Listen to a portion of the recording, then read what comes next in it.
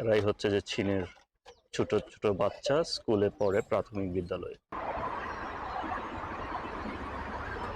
এখন হচ্ছে যে ট্রাফিক রুলস এখানে খুব কড়াকড়ি, সবারই মানতে হয়। স্কুলের স্টুডেন্ট যারা আছে তাদের মারা হচ্ছে যে স্কুটার দিয়ে নিয়ে যায়। আর এই যে দেখুন, ট্রাফিক এখন দিয়ে দিছে গ্রিন সিগন্যাল, সবাই কিন্তু যাচ্ছে। পড়ালেখা যে শুধু বইয়ের মধ্যেই সীমাবদ্ধ থাকে না, আমাদের চিন্তাধারা হচ্ছে বই পড়তে হবে। আমাদের দেশের মা বাবাদেরও চিন্তা ভাবনা হচ্ছে যে বই পড়তে হবে, বই মুখস্থ করতে হবে, কিন্তু ওরা হচ্ছে প্রকৃতি থেকে শিক্ষা নিচ্ছে। দেখুন, এর জন্য এই দেশটা কিন্তু উন্নত। কেন একটা দেশ 30 বছরে একটা উন্নত দেশে পরিণত হয়ে গেল? এই চীন দেশটা কিন্তু এত উন্নত ছিল না। তাদের কিন্তু ইউনিভার্সিটি 10 বছর অফ ছিল, এবং আমাদের দেশের যে ব্যাকডেটেড প্রাথমিক শিক্ষা, এটাকে যে ছুঁড়ে ফেলে দেওয়া উচিত।